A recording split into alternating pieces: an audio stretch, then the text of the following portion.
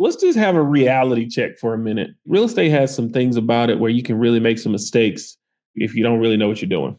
And it's one of those businesses where it can be very forgiving, but real estate is one of those businesses where you can make some pretty big mistakes and dig yourself in a hole if you don't know what you're doing, if you don't know who to do it with. So I just wrote down kind of 10 things that I said I thought I knew, but they turned out to be wrong.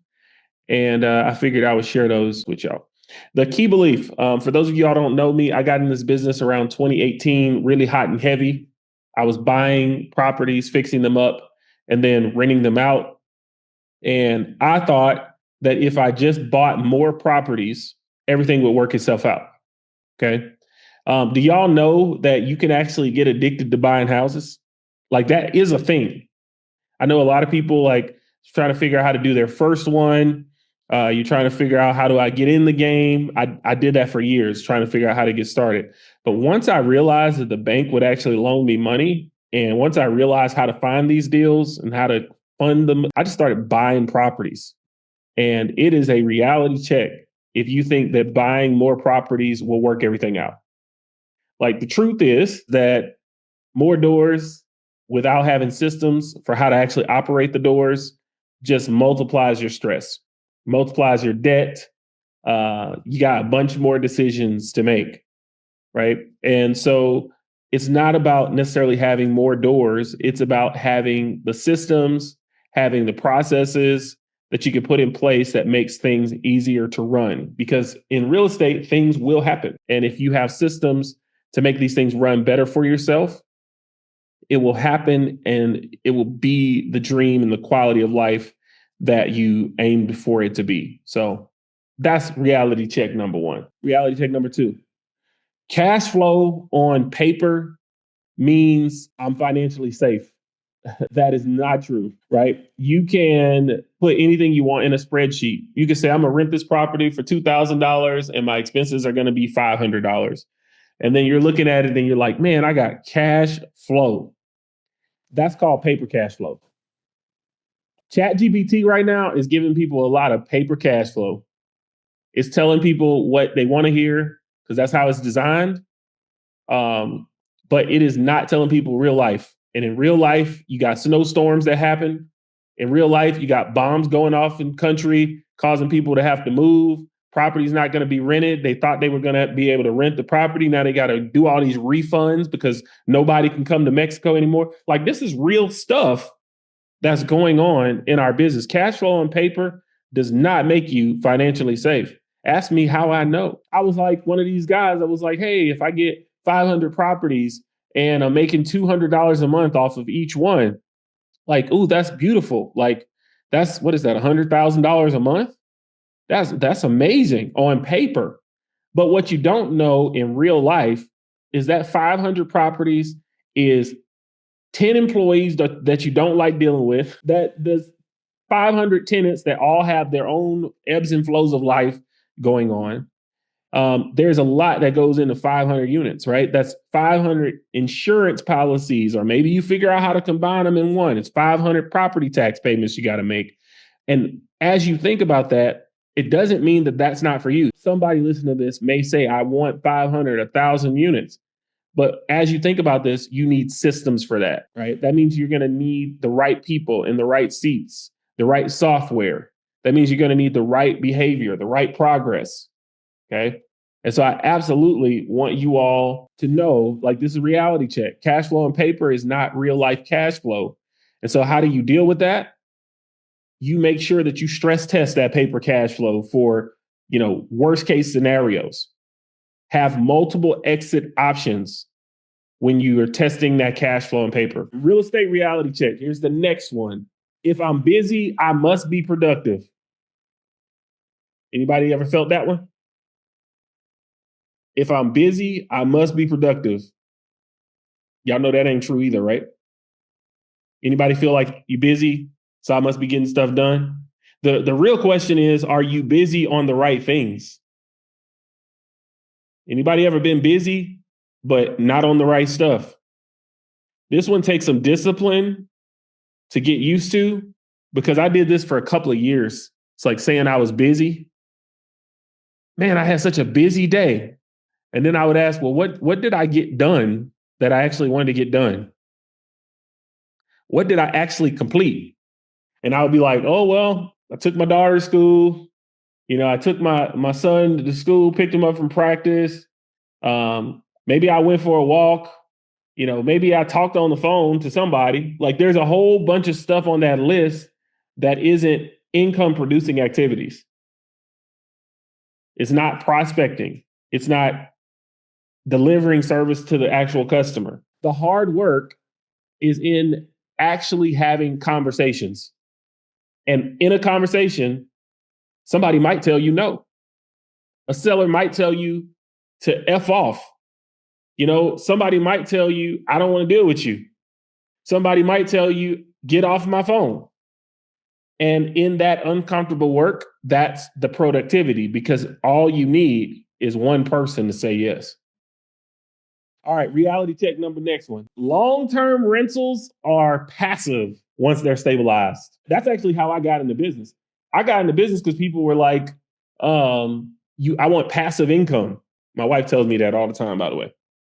She's like, hey, remember when you started this, you said you were going to have some passive income on the side. Real estate is only passive if you're under leveraged and overcapitalized. What does that mean?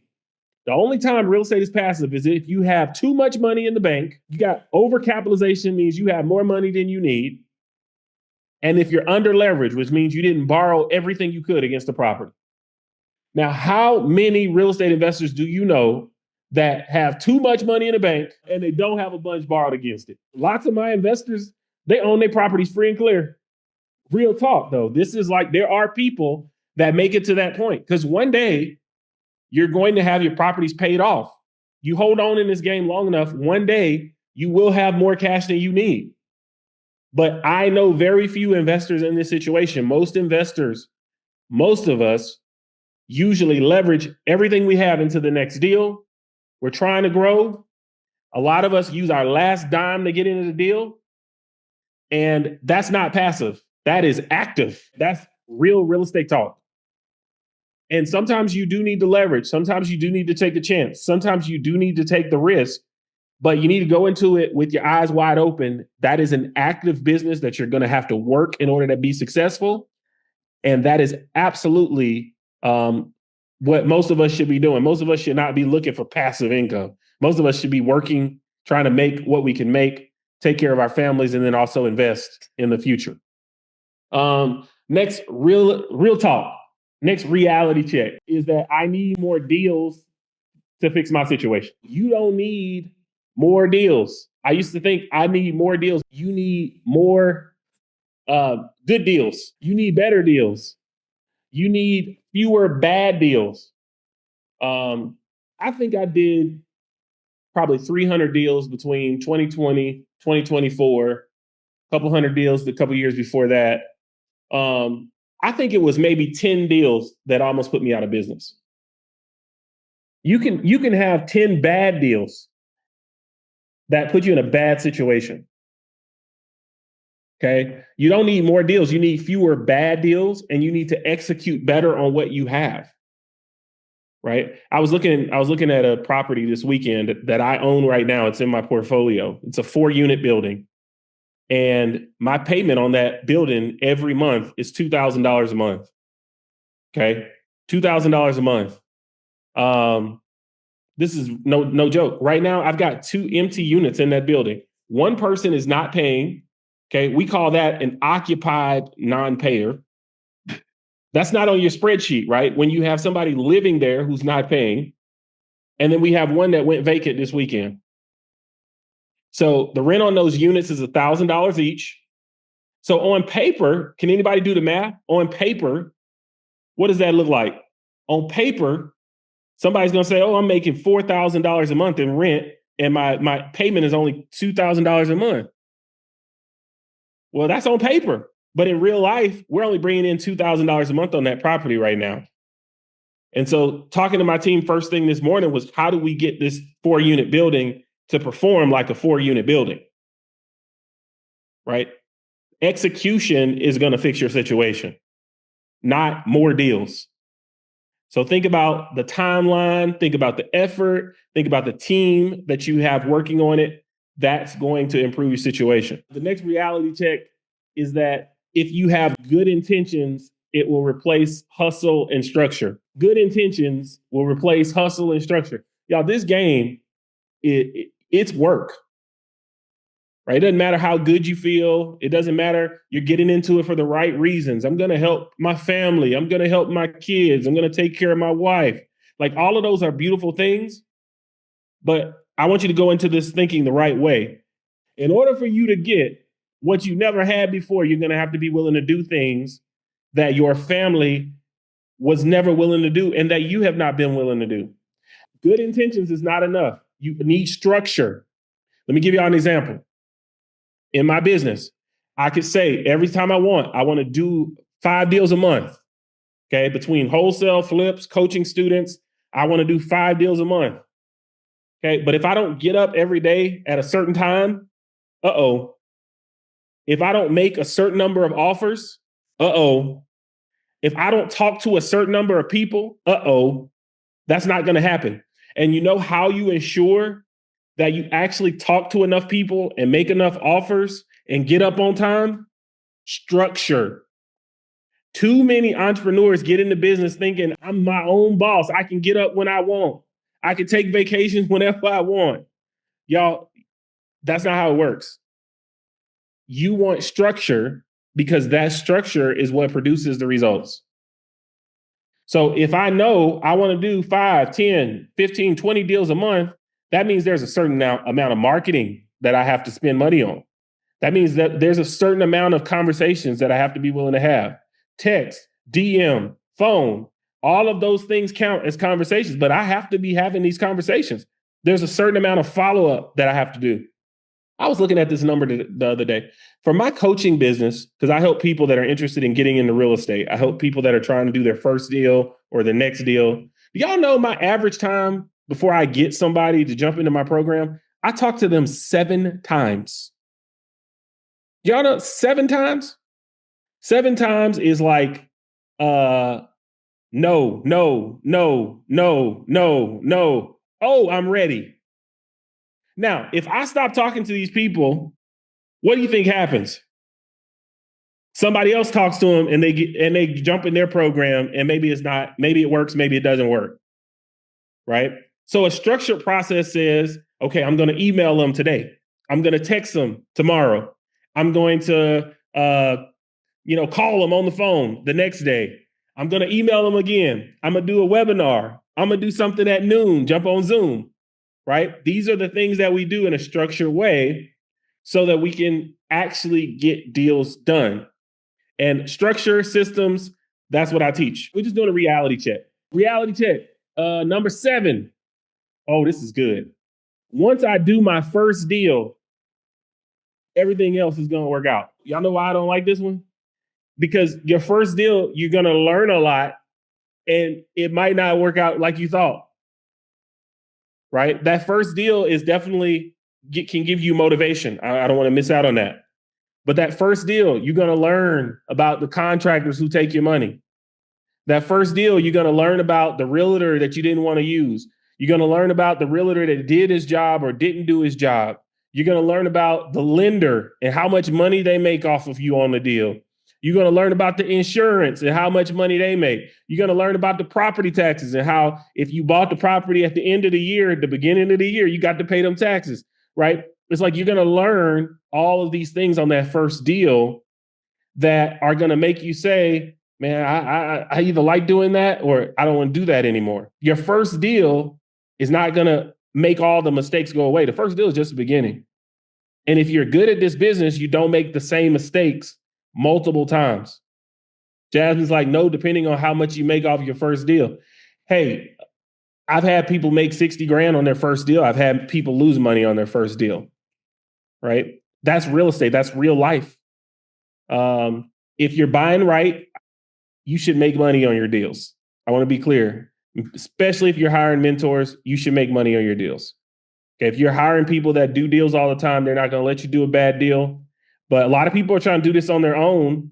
And I'm like, hey, you could pay a coach to help you, or you could do a deal on your own and maybe you make money, but maybe you don't. And maybe the money you didn't make would have been gone better to have somebody help you along the way. That's why I say if you want to get a partner is not a bad thing because that first deal does not mean you're going to make all the mistakes on that first deal. It might take you 10 deals before you really get a system together and you're like, okay, like this is my system. This is, yeah, y'all want a real one? I give y'all a real one. When people do their first deal, most of the time, they think if I just find the cheapest contractor ever, then I'm going to make money on my deal. Or worse, they're like, oh, I'm going to do all the work myself, right? Some people can do the work themselves. Some people can find a good contractor, luckily, on that first deal. But most people realize that cheap is not always the best. Because if you find somebody cheap, they don't always come back to fix what they told you. Sometimes they do it wrong. If you find somebody cheap, sometimes it's not worth the headache. Okay. So, keys to get a deal, get some coaching or mentorship. Let's talk about this one. I can outwork bad numbers, right? If the numbers don't work on a deal, but I'm ready to do this deal, I can outwork it. I'm going to hustle it out. I'm going to make this deal work. Guys, you make your money when you buy in this business. You make your money on the acquisition in this business. You have to get good at direct to seller marketing and getting things off market at good prices. I was talking through a deal last week with my team here in Texas. We just put a piece of land under contract for $11,000, right? And this is within 45 minutes of AT&T Stadium. And so most people that are investors, they know, man, how the heck do we find something for $11,000? Like, how do we do that?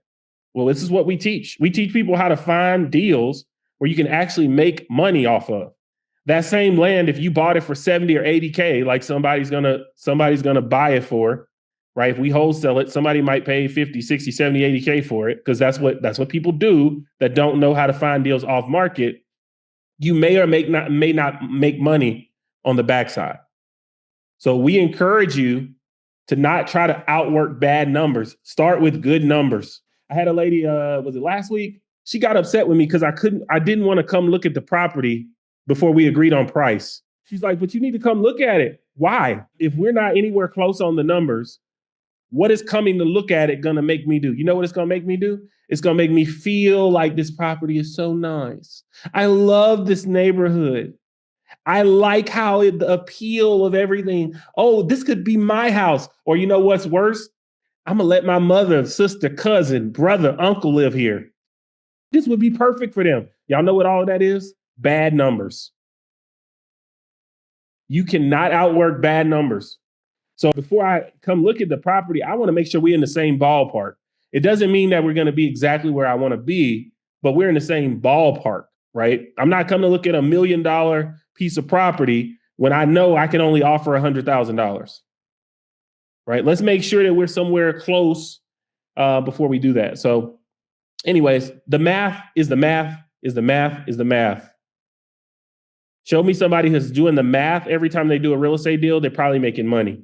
But if somebody's just talking about ooey gooey, make you feel good, they're probably losing money. I was like, let me put some stuff together, stuff that I've learned over the last 5-10 years, just real talk about real estate.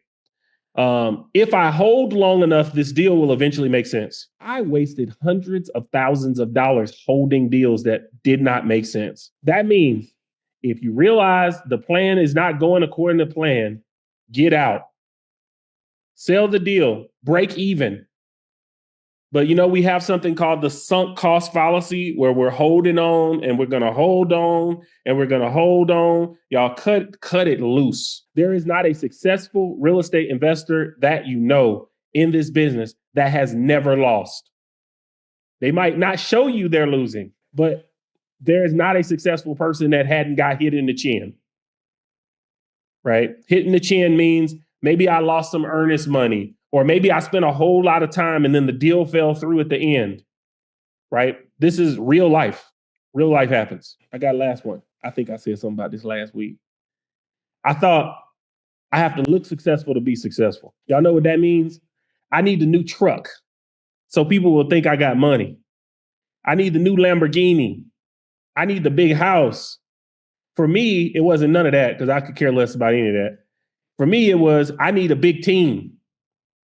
Y'all, I used to have Christmas parties with 50 people at them. 50 people at my Christmas party. 500 houses. Y'all know what? I was struggling to pay for the Christmas party. Right? Looks good on paper. I had the big building in the middle of town with my name on it. And everybody's like, hey, this is beautiful. But it wasn't cash flowing. And so, flash forward, I realized I can run my business a lot leaner and have an actual cash flow. Run your business a lot leaner and actually have capital, which is why we're in this business to begin with. Right? That's why we're in the business.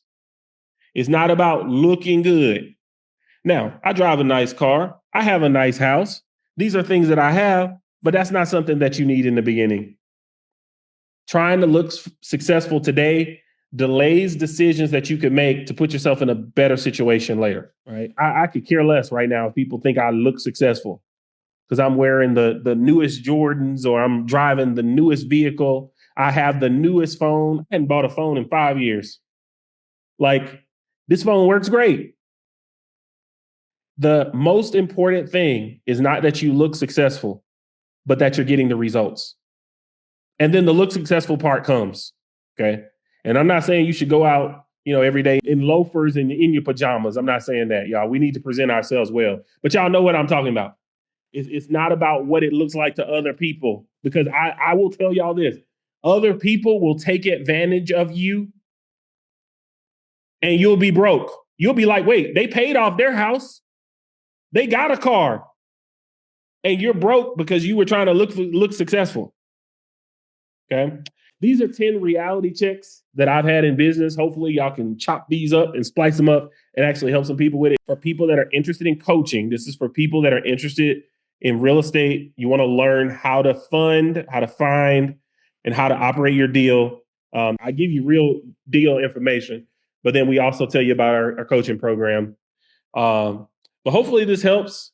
We're going to do these every Monday at noon, these calls right here where I can get in here, record some content, and hopefully help somebody.